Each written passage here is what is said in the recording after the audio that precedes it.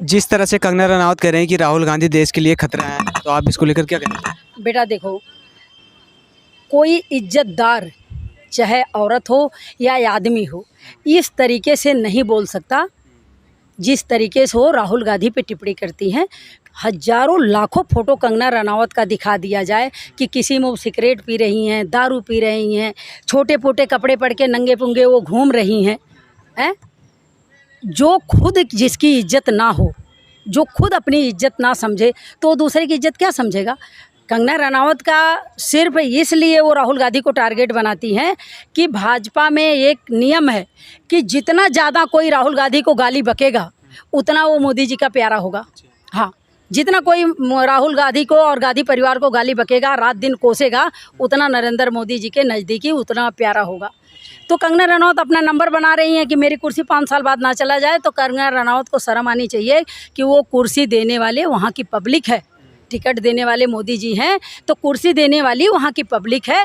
तो ये सब नौटंकी करना छोड़ दें, वो वहाँ की पब्लिक का ध्यान दें कि किसको नौकरी की ज़रूरत है, किसको राशन की ज़रूरत है, किसको राशन कार्ड की ज़रूरत है, किसको आधार कार्ड की ज़रूरत है, किन महिलाओं के साथ अत्याचार हो रहा है, कि कौन भूखा मर रहा है, कौन क्या हो रहा है। कंगना रनावत को इस पे ध्यान देना चाहिए, ना कि अपना नंबर बना रही हैं उटांग पटांग की बातें करके। तो 2-4 साल में ये भी शांत हो जाएंगी।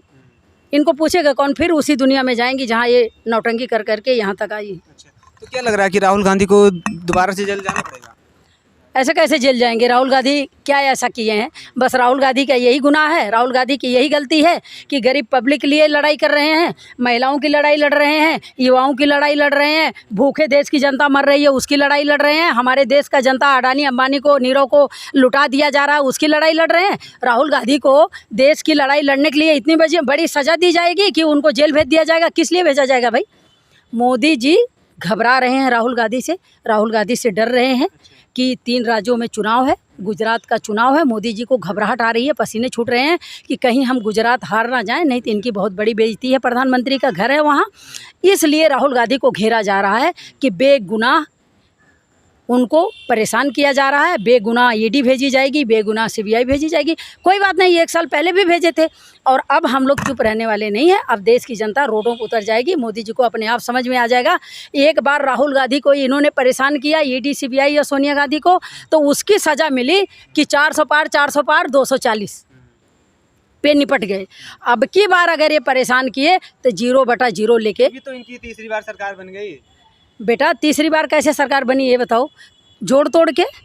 जो आदमी, जो देश का प्रधानमंत्री मंचों पे सीना ठोक रहा है कि 400 पार है, वो आदमी 240 में निपट गया। सबसे हाथ जोड़ने की ज़रूरत पड़ रही है नेताओं से, नेताओं को खरीदने की ज़रूरत पड़ रही है, नेताओं से हाथ जोड़ने की ज़रूरत पड़ रही है कि हमारे पास आ जाओ, जो मांगो हम दे देंगे, सरकार बनवा दो। तो शर्म आनी चाहिए ना।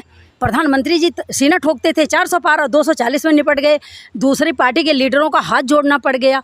तो ये तो शर्म की बात है भाजपा के लोगों को।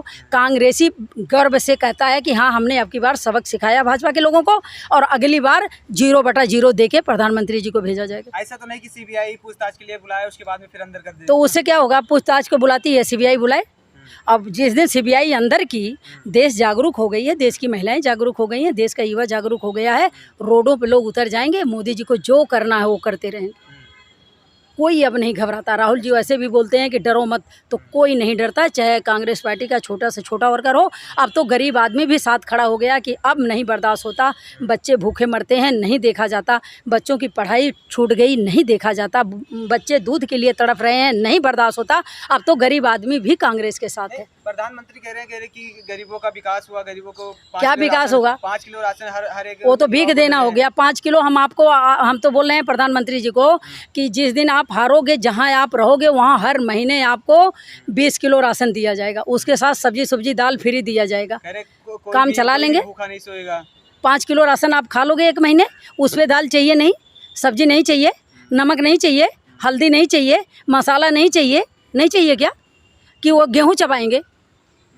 गेहूँ तो, सूखा गेहूँ तो चबा के रहेंगे नहीं। तेल आपका 200 रुपये किलो हो गया, सिलेंडर आपका 1200 हो गया, आलू आपका 30-40 रुपये किलो हो गया, 70, 80, 90 से नीचे कोई सब्जी ही नहीं है। गरीब आदमी बेचारा ख्वाबों में देख रहा है कि क्या होगा, आगे क्या होने वाला है। और प्रधानमंत्री जी का विकास कर रहे हैं। वो विकास सिर्फ 2-3 लोगों का किए हैं, नीरव मोदी जी का और ये आपका अडानी अंबानी का, इससे ज़्यादा देश की जनता को तबाह किए हैं, किसी का विकास नहीं किया है।